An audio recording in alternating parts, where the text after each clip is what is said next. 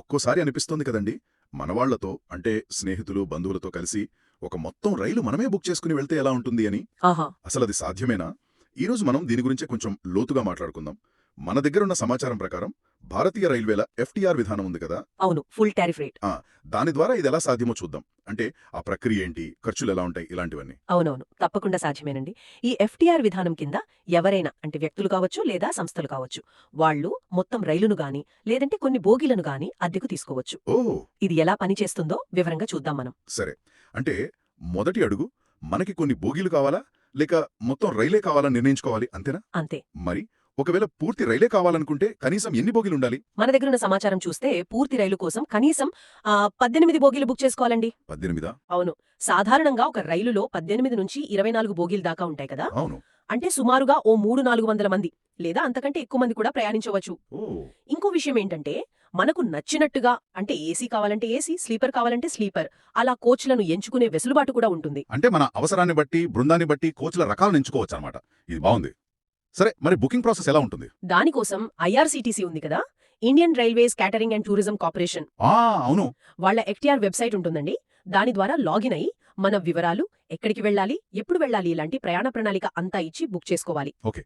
దానికి ముందుగా user ID create చేసుకోవాలి అంటారా? అవును. ఒక యూజర్ ఐడి, పాస్వర్డ్ అవసరమవుతాయి. మరి ఎంతకాలం ముందుగా బుక్ చేసుకోవాలి? ఇక్కడేదో డిపాజిట్ విషయం కూడా ఉంది కదా. అవునండి. ప్రయాణానికి కనీసం 1 నెల ముందు, గరిష్టంగా 6 నెలల ముందుగా ఈ బుకింగ్ ప్రాసెస్ మొదలుపెట్టాలి. నెల నుంచి 6 నెలలు. అవును. ఇక డిపాజిట్ విషయానికొస్తే కొంచెం గట్టిగానే ఉంటుంది. ప్రతి బోగీకి సుమారుగా 50,000 రూపాయలు సెక్యూరిటీ డిపాజిట్గా కట్టాలి. ఒక్కో బోగికి 50,000? అమ్మా! అవును. అంటే మీరు చెప్పినట్టు 18 బోగీల రైలు అనుకుంటే డిపాజిటే దాదాపు 9 లక్షల రూపాయలవుతుంది. 9 లక్షలు డిపాజిట్ మాత్రమే? ఇంత ఎక్కువ ఎందుకు ఉండొచ్చంటారు? ఊరికే బ్లాక్ చేస్తున్నారా? ఊరికే కాదులండి. ఇది అంటే వాళ్ళ వనరుల కేటాయింపు ఉంది కదా రైల్వే వాళ్ళకి, దానికి సంబంధించిన ఒక నిబద్ధత లాంటిది. ఓ, అర్థమైంది. చూడండి, ఒక పూర్తి రైలును మీకోసం ప్రత్యేకంగా నడపాలంటే రైల్వేస్ వాళ్ళు చాలా ముందుగానే ప్లాన్ చేసుకోవాలి. బోగీలు రెడీ చేయాలి, సిబ్బందిని పెట్టాలి, టైం స్లాట్ చూడాలి, బోలెడు పనులుంటాయి. నిజమే. ఒకవేళ బుక్ చేసుకుని చివరి నిమిషంలో వద్దనుకుంటే వాళ్ళ ప్రయత్నం, వనరులు వృధా అవుతాయి కదా. అందుకే ఈ డిపాజిట్. అవును, అది కరెక్టే. సరే, డిపాజిట్ కట్టాం. ఆ తర్వాత? ఆ డిపాజిట్ కట్టిన తర్వాత ఐఆర్సీటీసీ వాళ్ళు మన బుకింగ్ను చూసి అంతా ఓకే అనుకుంటే ఆమోదం తెలుపుతారు. ఆమోదం ఎలా వస్తుంది? సాధారణంగా ఎస్ఎంఎస్ ద్వారానో లేక ఈమెయిల్ ద్వారానో వస్తుంది. ఇది ఓ 24 గంటల నుంచి వారం రోజుల్లోపు రావచ్చనంటున్నారు. అంటే వాళ్ళ వైపు నుంచి కూడా ప్లానింగ్ కావాలి కాబట్టి టైం పడుతుందన్నమాట. ఖచ్చితంగా వాళ్ళకి ప్లానింగ్ అవసరం. సరే, ఆమోదం వచ్చేసింది. అప్పుడు మిగిలిన డబ్బులు కట్టాలి, అంతేనా? అవును.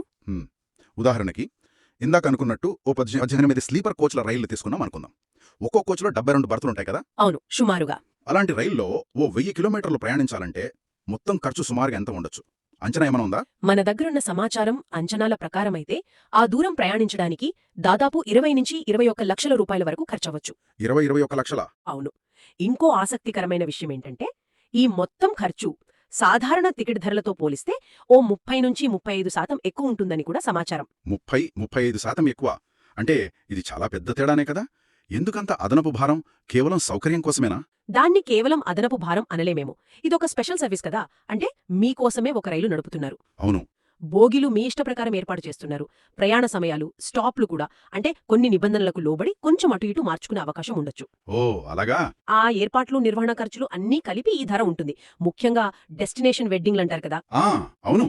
లేదంటే పెద్ద సంఖ్యలో గుంపుగా పుణ్యక్షేత్ర యాత్రలకు వెళ్లేవారు, ఇలాంటి వాళ్ళకి ఈ ప్రత్యేకత, ఈ సౌకర్యం ముఖ్యమనిపించొచ్చు.